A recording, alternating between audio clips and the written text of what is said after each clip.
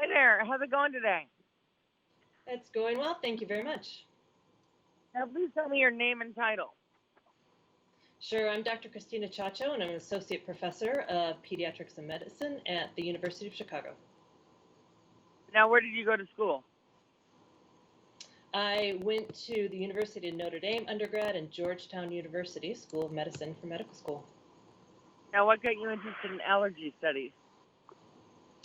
You know, it's really the immune system. There's just so many problems with the immune system in our society today. So many of the chronic illnesses that we're dealing with, really it's underlying inflammation that's driving it. So what I was really interested in understanding is just the whole inflammatory process in the body. Now, let's start with a very basic thing. How do people get allergies in the first place? That's a great question, and we don't completely understand it yet. We know that there seems to be an increasing rate of allergic disease in the United States, and there's several hypotheses that we're trying to figure it out, but we really just don't have a handle on what's going on yet.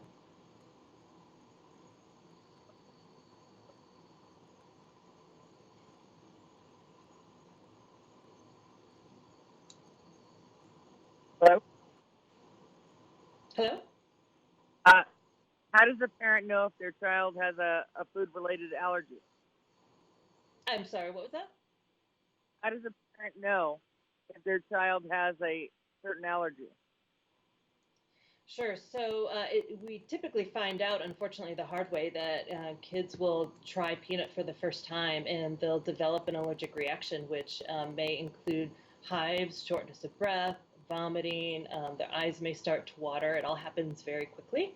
And then typically they'll see their doctor where we'll do skin or blood testing to confirm the diagnosis.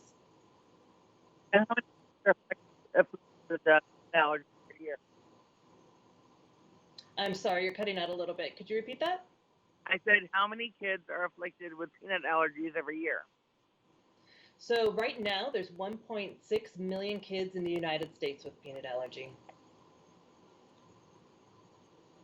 Now, why are people, I'm sorry, that was my fault. Why are people allergic to peanuts? Well, we don't know.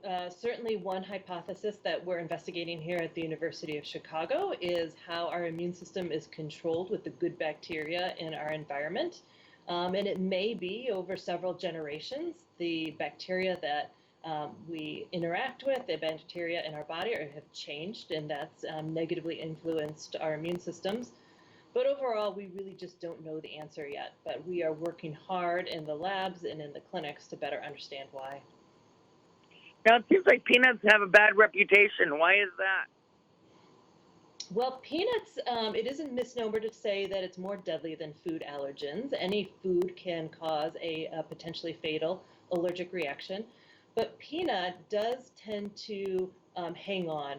Kids tend to not grow out of peanut allergy. It tends to be a lifelong problem that they deal with, which means that they continue to have peanut allergy through those high-risk taking years, their adolescent years, where they'd be less likely to carry an epinephrine autoinjector, the life-saving device for peanut allergy, and they would be more likely to, partake in risky behavior and take a bite of food that normally around their parents they wouldn't take a bite of because they weren't sure it was safe or not. Now, some people have suggested that one of the problems regarding peanut allergies is that parents just don't give people peanuts or peanut butter as little children anymore. Is that possibly true? It is possibly true.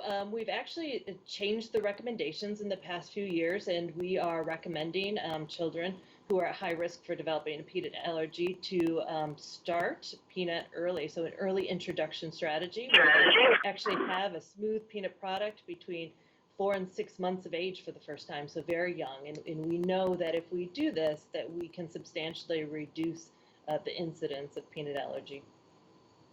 Now, what's some treatment options for people who have peanut allergies? So currently there is only one FDA-approved treatment for peanut allergy. I just want to start with a disclaimer that I have worked with the company that produces PALFORZIA, the FDA-approved treatment, for many years as both an investigator and an advisor, but I'm not getting paid to speak with you today. But PALFORZIA is a treatment where we give teeny tiny bits of peanut to kids with peanut allergy. And over time, we slowly increase the amount they're eating, and we're essentially tricking the immune system to learn how to tolerate the peanut in their body. We get them to a place where they're eating about a peanut a day. And by doing so, we know that we're making them bite safe, or we're significantly reducing the risk that they'll have a severe allergic reaction if they accidentally have a bite of peanut. That sounds interesting. Where can people learn more information? So I would recommend that folks who are interested in learning more talk to their allergist. If their allergist is not yet familiar with PALFORZIA, then they can go to the website palforziarems.com. That's palforziarems.com. And they can find a provider in their area that's currently certified to prescribe PALFORZIA. Now, who are the best candidates for this study? So it's currently, it's currently FDA approved for children 4 through 17.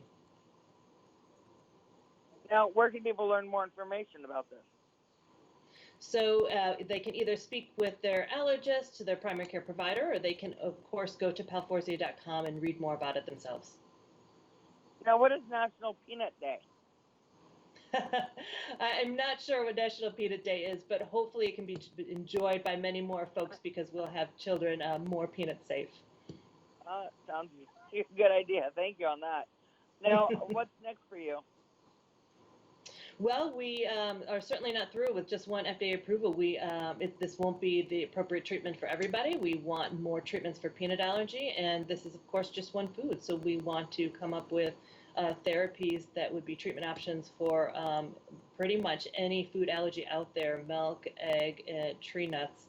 But we really want to have options for all our kids with food allergies in the future. Now, what are some of the biggest food allergy items that kids have? Yeah, so peanuts and tree nuts are two big ones, and then milk, egg, soy, sesame seeds, and wheat are also highly prevalent in the United States right now. Now, is there anything else you'd like to add on this? No, I think that's about it. Thank you so much. No, thank you too. I hope this works and helps a lot of kids. Yeah, me too. Thank you. Bye-bye. Bye.